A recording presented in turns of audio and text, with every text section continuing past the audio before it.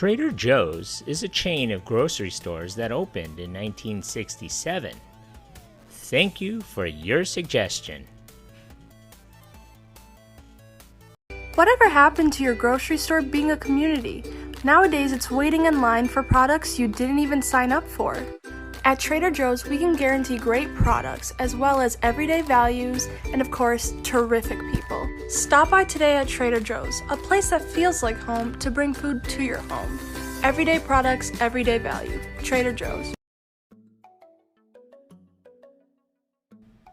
The first Trader Joe's store was opened on August 25, 1967 by founder Joe Coulombe in Pasadena, California.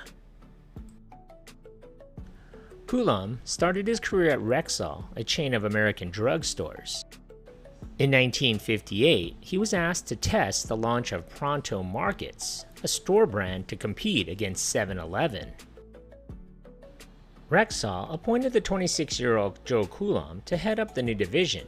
His managers were impressed with his performance and believed he could handle the job. After expanding to 6 Pronto Markets in the Los Angeles area, Pronto was experiencing growing profit pressures by the mid-1960s as a result of increased competition by 7-Eleven, which was bearing down on smaller competitors like Pronto. They were even planning an aggressive expansion in Pronto's region. In 1966, Rexall decided to jettison its Pronto Markets division and leave the convenience store industry. Coulombe, still at the helm, was faced with a choice: attempt to buy out of the chain that he had built and remained as chief executive, or bail out and look for a new niche in the retail industry. He decided to stick with Pronto, and with the financial backing of Bank of America, he purchased Pronto from Rexall. Coulombe considered 2 prevalent social trends as he devised a new marketing scheme. First of all, consumers were becoming increasingly educated and sophisticated and were expecting more from their shopping experiences. Secondly, the surge in global travel was exposing Americans to new foods. Coulombe decided to develop a food store at which well-educated, well-traveled, but not necessarily wealthy people could buy foods that would impress themselves and their friends. Coulombe got the idea for the Trader Joe's South Seas motif while on vacation in the Caribbean. During the 1960s, the tiki culture craze was still widespread in the United States, so Coulombe modeled his store as a direct nod to the fad. The name Trader Joe's was a spoof on Trader Vic's, the famous tiki-themed restaurant based out of Emeryville, which had opened its first Southern California location in Beverly Hills at the Beverly Hilton in 1955. The prices were notoriously expensive, but rather Trader Joe's in Pasadena was quite the opposite, providing a less expensive offering of food and drink. The first branded Trader Joe's Market opened on August 25, 1967 at 610 South Arroyo Parkway in Pasadena. Since the beginning, the Hawaiian shirt has been the trademark Trader Joe attire. Store employees, dubbed crew members, sport brightly colored Hawaiian-themed shirts, adding to the friendly, inviting atmosphere and the feeling of adventure in the store. Coulombe rejected traditional convenience store inventory and began to market Trader Joe's as an upscale but value-oriented seller of trendy, hard-to-find beers and wine. The strategy was a success, and Trader Joe's maintained its profitability.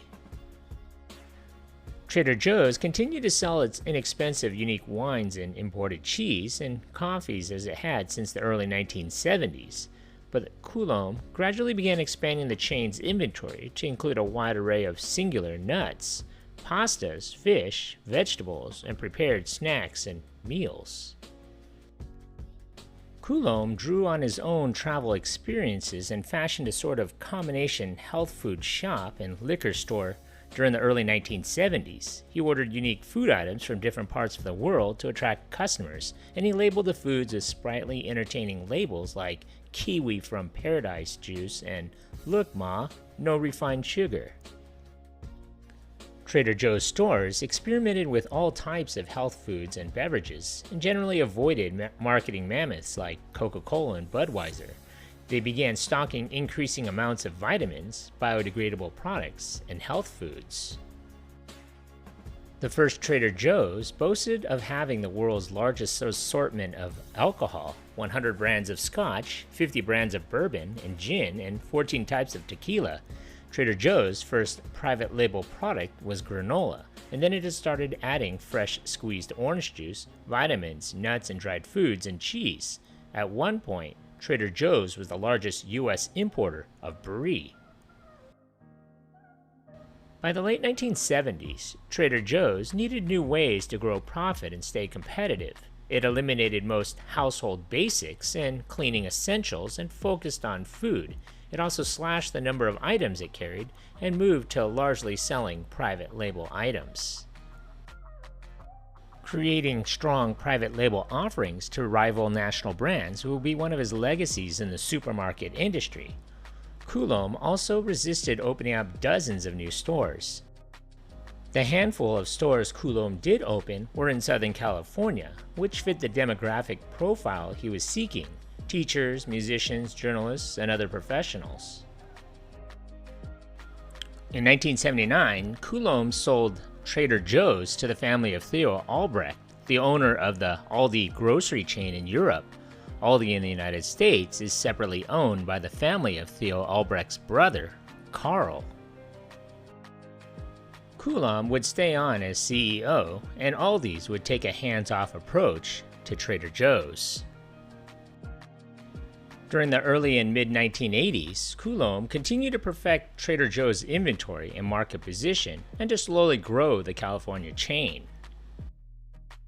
While the average store size increased during the 1970s and 1980s, the average Trader Joe's store was still only about 6,000 square feet by the late 1980s, about half the size of a typical Los Angeles supermarket. Trader Joe's efficiency was partly the result of its cash policy. The company paid cash for all purchases and funded growth internally, as well as through the deep-pocketed Albrecht family. Innovative, low-cost advertising was a major money saver as well. Minimizing expenses was the company's unusual purchasing program. The store's own branded items, fresh salsa and unique pastas for example, were supplied by a constantly changing set of small, independent contractors. The foods they supplied were often discontinued items that Trader Joe's bought at a discount. Those contractors and other suppliers were found by Trader Joe's own buying team, which traveled throughout America and Europe in search of interesting items and bargains. The result of Coulombe's innovative inventory and pricing strategy was huge profit margins. In 1989, Trader Joe's chalked up an estimated $150 million in sales with its chain of 30 outlets, most of which were in the Los Angeles and San Diego regions. Inventory was broadened to include a variety of wines, nuts, cheeses, dairy products, frozen foods, candies, bakery items, juices, and even dog food.